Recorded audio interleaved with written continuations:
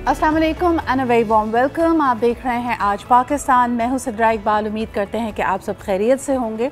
जब जुल्म अपनी इंतहा को पहुंचता है तो यकीनन एक माशरे का, एक रियासत का ज़वाल बहुत करीब होता है और ये आपके अल्फाज, आपके रवैयों से अयां हो जाता है। वैसे तो इस पे डिबेट की जा सकती है कि हर माशरा ही किसी न किसी हवाले से संगदिल होता है, लेकिन ख़ास तौर पे जो उसका मीडिया है, यानी आज 2025 की अगर बात की जाए, the media really reflects the pulse of the people. वो क्रैश हो सकता है, उसकी वैल्यूज़ थोड़ी सी हिली भी हो सकती हैं, लेकिन वो यकीनन आपके माशरे का आईना होता है।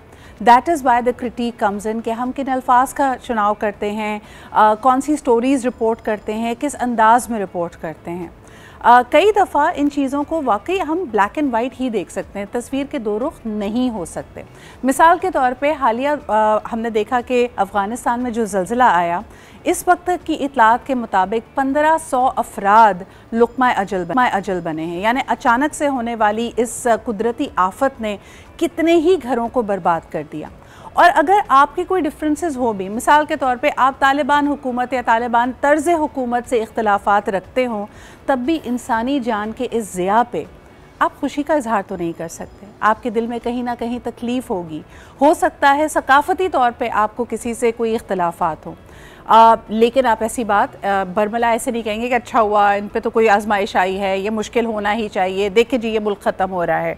लेकिन मैं ये देखकर हैरान हूँ कि इस किस्म की क्रैश रिपोर्टिंग, जिसको रिपोर्टिंग या जर्नलिज़म का नाम देना भी मेरे ख्याल में इस शोबे के लिए एक धब्बा है, वो भारत की तरफ से की जा रही है। कल मेरी नज़र से कुछ रिपोर्ट्स गुजरी जिसमें अपने आप को जर्नलिस्ट कहने वाले, फॉर्मर आर्मी ऑफिशियल्स कहने वाले, एक सोल्जर कहने वाले कई ऐसे लोगों ने बैठकर जी तबसरा करना शुरू किया।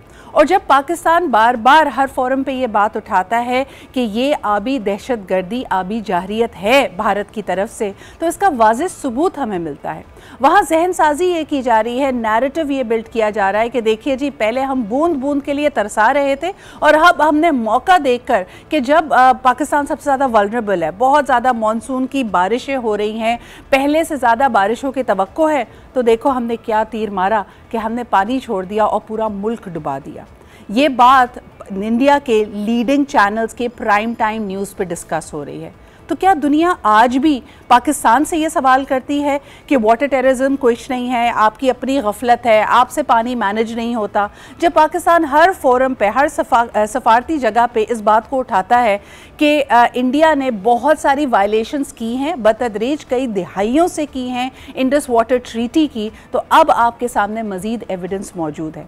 इस वक्त हज़ारों लाखों लोग बेघर हैं, अपने घरों से नकल मकानी करने पर मजबूर हैं, क्योंकि भारत बगैर इंफॉर्मेशन को शेयर किए हुए, जो ग्रैनुलर इंफॉर्मेशन होती है, उनके पास जो रिजर्वॉयर्स और आबी ज़खायर हैं, 3 माह तक यानी 90 दिन तक पानी स्टोर करके वो आहिस्ता आहिस्ता इस लेवल पे पहुंचता है कि उसको रिलीज़ करना नागुज़ीर हो जाता है। लेकिन किस वक्त पे ये पानी रिलीज़ किया जाएगा, किस वॉल्यूम पे किया जाएगा, ये सब चीज़ें आपके इख्तियार में होती हैं।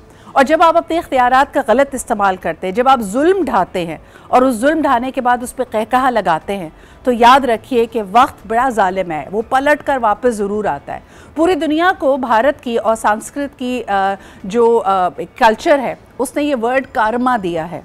तो मेरे ख़्याल में भारत को अब कारमा का इंतज़ार करना चाहिए। हम बिल्कुल नहीं चाहते कि खुदा न खासा किसी और मुल्क पे आफत आए, वहाँ की मजलूम निहत्ती अवाम, क्योंकि लोग तो लोग हैं, चाहे उनका लाइवलीहुड जाए, चाहे उनके घर जाएं, तकलीफ़ सबकी सांझी है। लेकिन जब दिल इतने सख्त हो जाए कि आपके इलेक्टेड पार्लियामेंटेरियंस, आपके इलेक्टेड रिप्रेजेंटेटिव्स ये बात कर रहे हैं और इस बात पर खुशी मना रहे हैं कि एक मुल्क डूब रहा है, वहाँ पे कुदरती आफत आई हुई है, तो आप समझ सकते हैं कि उस माशरे के क्या खदोखाल हैं, क्या वैल्यूज़ हैं, क्या वो वाकई दुनिया में डोमिनेशन की और अपने आप को एक बड़ी डेमोक्रेसी होने की, एक बड़ी रियासत होने की, एक बड़ी वाइब्रेंट डाइवर्स कंट्री होने की, क्या अपने आप को ये तमगा वो दे भी सकती है। बहरहाल जी अपडेट्स की तरफ चलते हैं, आपको बताते चलें कि 9 लाख लोग अल्हम्दुलिल्लाह पे इवैक्यूएट कर लिए गए हैं, महफूज मकामात तक पहुँचा दिए गए हैं। अल्लाह ताला उनका हामी और नासिर हो।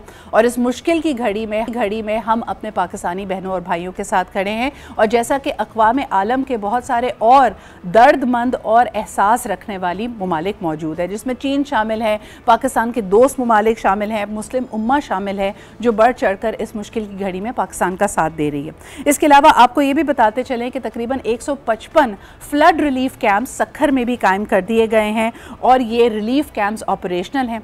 पाकिस्तान की जो फार्मास्यूटिकल कंपनीज़ हैं, कल उनकी तरफ से भी तहिया आपने सुना कि किसी भी वबाई मर्ज़ के फूटने के लिए या एसेंशियल मेडिसिन के लिए भी हमने बीफ अप करना शुरू कर दिया है। पाकिस्तान भर की जो मुखय्यर अफराद हैं वो भी दिल खोल कर इस वक्त इमदाद कर रहे हैं।